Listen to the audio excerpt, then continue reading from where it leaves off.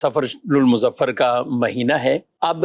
بعض اوقات ایسے کچھ مسائل بھی اس مہینے کے متعلق روایات مشہور کی جاتی ہیں یا ان کو پھیلایا جاتا ہے، یا ایک ویسی لوگوں کے ذہنوں میں بیٹھی ہوئی باتیں یا بٹھائی گئی کہ اس میں روایات کے تحت کہ بلائیں اتریں گی، فلاں ہوگا، یہ چیزیں،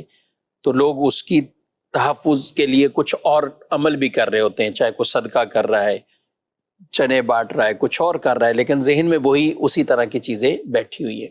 تو یہ نظریہ اس بارے میں کیا ہے، اور جو روایت بیان کی جاتی ہے کہ بنائیں اترتی، کیا کہتے ہیں؟ سب سے پہلی بات تو یہ ہے کہ دیگر ہم کسی اور کے حوالے سے اس پر جواب پیش کریں یا کسی اور کے حوالے سے اس نظریے کی تردید پیش کریں، اس سب سے بہتر یہ ہے کہ ہم نبی پاک صلی اللہ تعالیٰ علیہ وآلہ وسلم کی جو حدیث مبارک ہے، جس میں خود نبی پاک صلی اللہ علیہ وسلم نے اس نظریے کی تردید فرمائی ہے کہ آپ علیہ السلام نے فرمایا کہ لا سفرا، سفر کوئی شے نہیں، یعنی سفر میں کسی طرح کی کوئی بلائیں نہیں ہیں۔ اس سے یہ واضح ہوتا ہے کہ جو زمانہ جاہلیت ہے، دور جہالت کے اندر نبی پاک صلی اللہ علیہ وسلم کی آمد سے پہلے، اسلام کی تشریف آوری سے پہلے جو مشرکین تھے، ان کا نظریہ اور ان کے ذہن کے اندر یہ بات بیٹھی ہوئی تھی کہ سفر کے اندر بلائیں یہ نازل ہوتی ہیں اور پریشانیاں مصیبتیں ہوتی ہیں۔ تو اسی کے رد کے لیے نبی پاک صلی اللہ علیہ وسلم نے یہ ارشاد فرمایا کہ لا سفر، سفر کوئی چیز نہیں ہے، اس میں کوئی بلائیں وغیرہ نازل نہیں ہوتی۔ تو بس یہ ہمارے لیے کافی ہے کہ آپ علیہ السلام نے یہ ارشاد فرمایا۔ نمبر دو یہ کہ اس طرح کی جو روایات ہیں، ظاہر ہے کہ جب یہ صحیح، یہ حدیث مبارکہ صحیح بخاری شریف کے اندر موجود ہے اور بالکل صحیح حدیث پاک ہے، تو اب اس کے ہوتے ہوئے دوسری کوئی حدیث اگر کسی اور سند سے آتی بھی ہے تو اس حدیث کو قبول کرنے کے اوپر امت کا اجماع ہے، ٹھیک، اور یہ حدیث مقبول ہے سب کے نزدیک، تو دوسری کوئی ایسی روایت معتبر نہیں ہے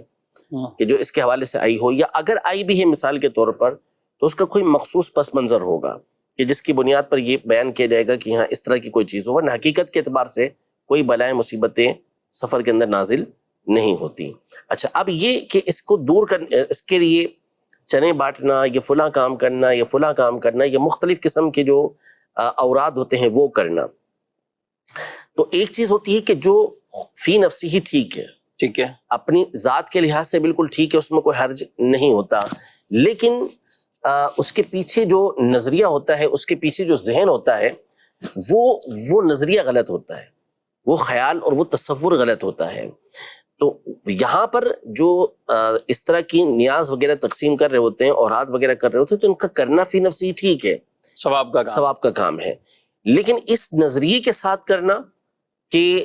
اس کی وجہ سے جو مصیبتیں اور بلائیں سفر کے مہینے میں نازل ہو رہی ہیں وہ دور ہوں، وہ نظریہ ٹھیک نہیں ہے۔ ہاں، مطلقاً بلاؤں کو دور کرنے کے لیے، ویسے ہی پریشانیوں کو دور کرنے کے لیے جو صدقہ ہوتا ہے یہ مفید ہوتا ہے، فائدہ مند ہوتا ہے،